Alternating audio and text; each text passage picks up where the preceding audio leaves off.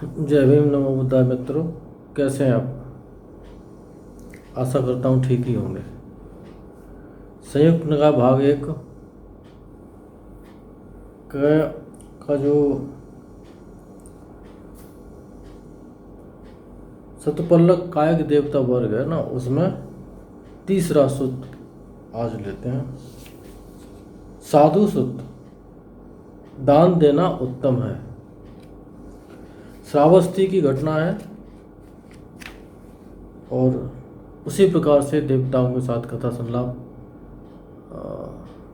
भगवान के साथ देवता कथा संलाप कर रहे हैं श्रावस्ती में।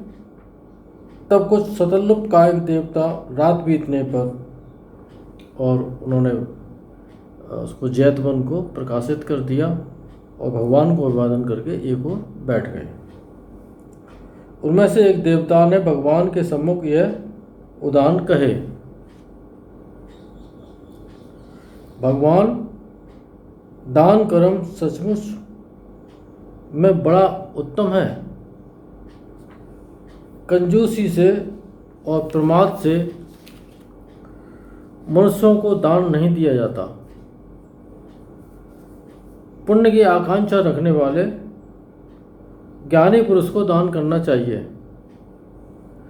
तब दूसरे देवता ने भगवान के सामने ये गाथा रखी,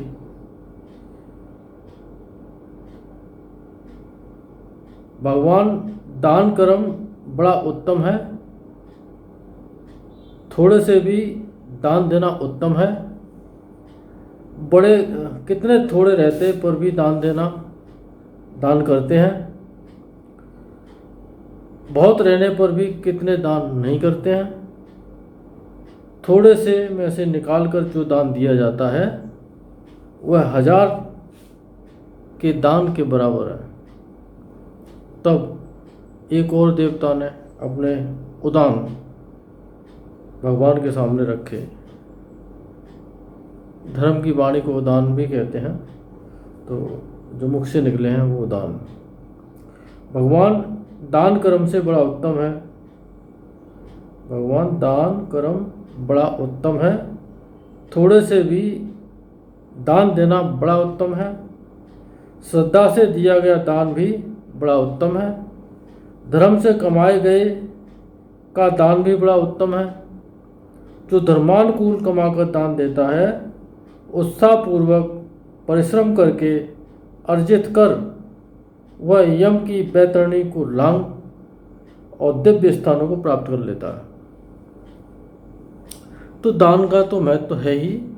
दान, जब आप लोगों ने जब दान किया होगा तो उस समय मन की स्थिति कितनी अच्छी होती है कि आज हमसे एक शुभ कर्म हुआ, और उस शुभ कर्म को लेकर के मन अंदर से भी प्रसन्न होता है और चेहरे के जो भाव हैं वो भी खिले होते हैं। क्योंकि ये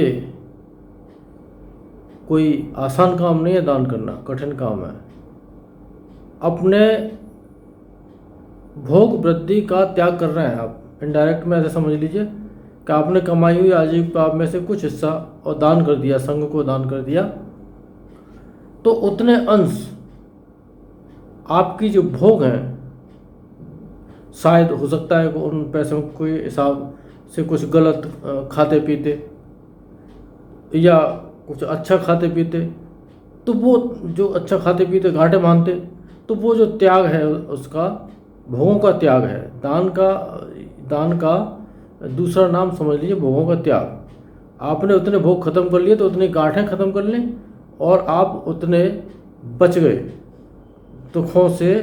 दुखों को ऊपर सिर पर चढ़ाने से बच गए। ये तो उसका पहला लाभ है। और उस समय प्रसन्नता तो रहती ही रहती है दान करने से। तो इस तरह की जो दान के ऊपर ये चल रही चर्चा। फिर एक और देवता भगवान के सम्मुख आए और अपने उदान उन्होंने रखे, भगवान, दान कर्म बड़ा उत्तम है। थोड़े से भी दान देना बड़ा उत्तम है। श्रद्धा से दिया गया दान भी बड़ा उत्तम है। धर्म से कमाए गए का दान भी बड़ा उत्तम है। और समझ बूझ कर दिया गया दान भी बड़ा उत्तम है। संसार में जो दक्षिणा के पात्र हैं उनको दिए गए दान का बड़ा फल होता है उपजाऊ खेत में जैसे रोपे गए बीज का। जैसे कोई उपजाऊ खेत हो, उसमें कोई दाना अगर गिर जाएगा तुरंत उगेगा। दान का भी मैंने बताया ना कि सबसे पहला लाभ मन को इतना प्रसन्नता से भर देता है, पहला लाभ है। और आपके ज़्यादा पैसा नहीं होगा तो आप गलत रास्ते नहीं पड़ेंगे, दूसरा लाभ है। फिर उसके अपने लाभ हैं, भौतिक लाभ हैं, और कुछ उसके जो है मानसिक लाभ हैं, वो समय समय पर मिलते रहते हैं। तब दूसरे देवता ने भगवान के सम्मुख उदाहरण रखे। एक और देवता आई, भगवान दान कर्म बड़ा उत्तम है, थोड़े से भी दान देना बड़ा उत्तम है, श्रद्धा से दिया गया दान भी बड़ा उत्तम है, धर्म से कमाए गए का दान भी बड़ा उत्तम है, समझ बूझ कर दिया गया दान भी बड़ा उत्तम है, और जीवों के प्रति संयम रखना भी बड़ा उत्तम है। जो प्राणियों को बिना कष्ट देते हुए विचरता है, निंदा से डरता है और पाप कर्म नहीं करता, पाप के सामने जो डरपोक है वह प्रशंसनीय है, वह सूर नहीं। संत लोग डरते हैं और पाप कर्म नहीं करते। संत लोगों को क्यों डर है? संत लोगों को यही डर है कि वो जिस उद्देश्य की पूर्ति के लिए घर से बेघर हुए हैं, और पाप कर्म करने का सिलसिला तो मनुष्य तो है ही ना, तो पाप कर्म करने का सिलसिला अगर चलता रहा तो प्रवज्जित होने का कोई लाभ नहीं हुआ ना। घर भी छोड़ा और संसार के भोग छोड़े, और उसके बाद भी अगर पाप कर्म हो गया तो सारी तपस्या खराब हो जाएगी।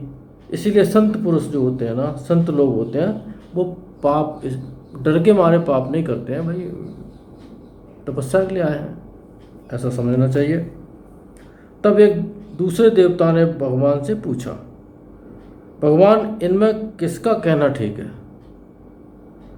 एक तो भगवान कहते हैं कि एक एक ढंग से सभी का कहना ठीक है, तो भी मेरी ओर से सुनो।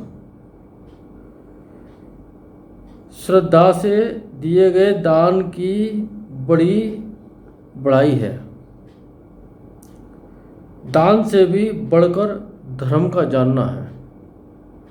पहले, बहुत पहले ज़माने में संत लोग प्रज्ञा से निर्वाण तक पा लेते थे, तो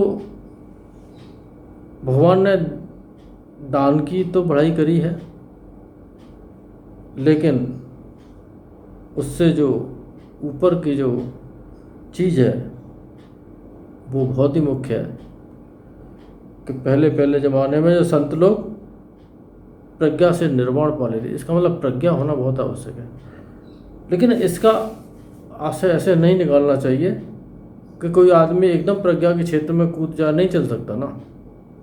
पुराने पुण्य कर्म साथ में नहीं होंगे और अपना जीवन थोड़ा शील हमारे जीवन में समावेशीलों का नहीं होगा और पुराने पुण्यों का नहीं होगा, तब तक इस आर्य मार्ग में टिकना बहुत ही मुश्किल है।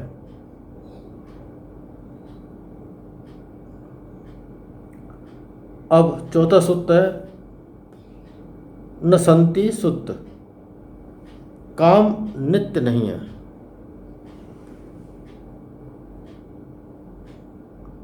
नित्य का मतलब परमानेंट।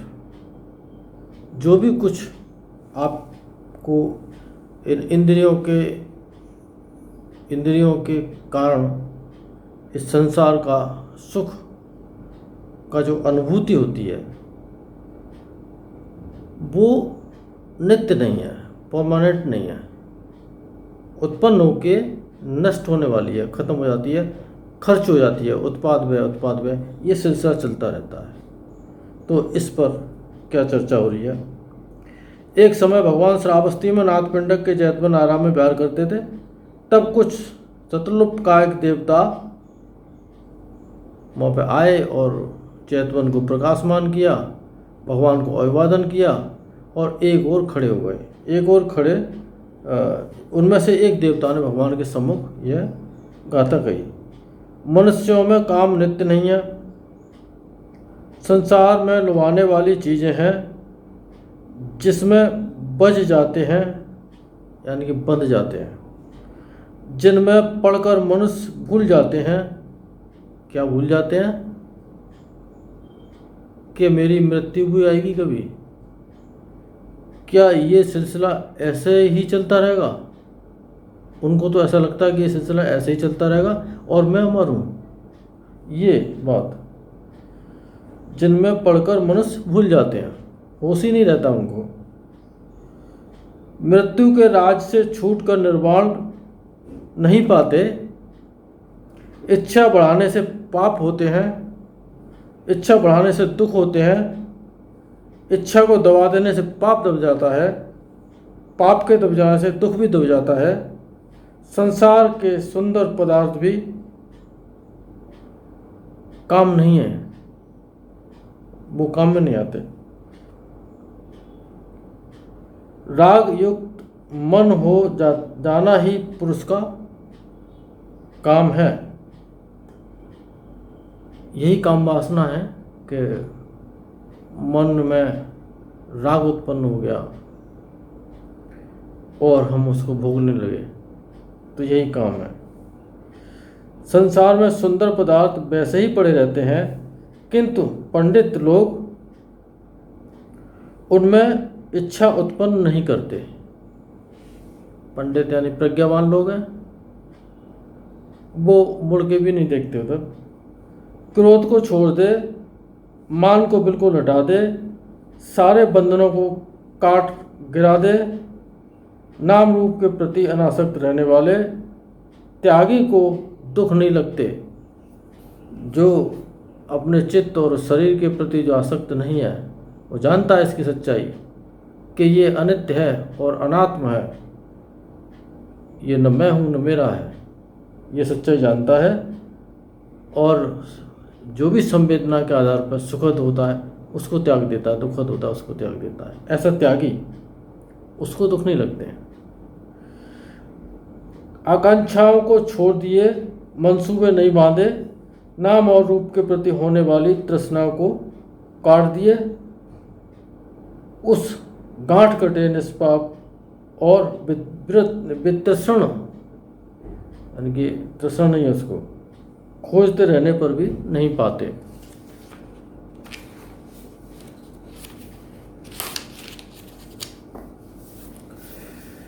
देवता और मनुष्य लोक में या परलोक में, स्वर्ग में या सभी लोकों में, ये स्थिति उनकी रहती है। आयुष्मान मोगराज ने कहा, यदि वैसे मुक्त पुरुष को नहीं देख पाए, देवता और मनुष्य लोक या परलोक में परमार्थ जानने वाले उस नरोत्तम को, यहाँ नरोत्तम भगवान बुद्ध के लिए आया है, उन्हें नमस्कार करते हैं वो धन्य है। यानी कि उनके समय पर जिनका जन्म होता है और उनसे भगवान तथागत गौतम बुद्ध या जो भी बुद्ध हुए होंगे पहले या आगे होंगे, तो वो लोग बहुत ही धन्य हैं कि जिन्हें भगवान के सामने उन नमस्कार करने को मिला। ये मोगराज ने कहा है। भगवान ने कहा, मोगराज वे भिक्षु धन्य हैं जो वैसे मुक्त पुरुष को नमस्कार करते हैं। धर्म को जान, संशय को मिटा, वे भिक्षु सभी बंधनों के ऊपर उठ जाते हैं। अब भगवान ने कहा है कि वो लोग भी धन्य हैं जो अरहंतों को नमस्कार करने को मिलता है। यानी कि हमारे आपके संपर्क में कोई अरहंत आ गए हों और हमने उनकी कोई सेवा न कर पाई हो, सिर्फ उनको बंदा भी बनते कह दिया, तो हम धन्य हो गए, ऐसा समझना चाहिए। और ये सूत्र यहाँ होता है पूरा। कल या अगले वीडियो में जब समय मिलेगा 5वां सूत्र आएगा, उज्जहान संजी सुत, तथागत बुराइयों के परे अगली वीडियो में बताएंगे। तब तक के लिए आप सबका मंगल हो, भला हो, कल्याण हो, संसार के सारे प्राणी सुखी हों। साधु साधु साधु। मित्रों, ये भगवान की वाणी है। जितना अपने चाहने वालों तक पहुंचा सकते हो तो पहुंचाओ, क्योंकि हमें तो उतनी मेहनत करनी ही पड़ रही है। किसी का भला हो। बातें तो केवल शील समाधि प्रज्ञा की हैं, चाहे जहाँ से उठा के देख लो, सब आर्य अष्टांगिक मार्ग की बातें हैं। लेकिन फिर भी भगवान ने 42 साल तक निरंतर धर्मोपदेश किया और विशाल त्रिपिटक साहित्य बना। तो इसका अर्थ ये है कि त्रिपिटक साहित्य की कोई भी लाइन किसी व्यक्ति के समझ में आ जाए और वहीं से उसका कल्याण हो जाए, कौन जाने। इसीलिए केवल विपश्यना और शील समाधि प्रज्ञा तक न सीमित रहकर सारी वाणी लोगों तक पहुँचे।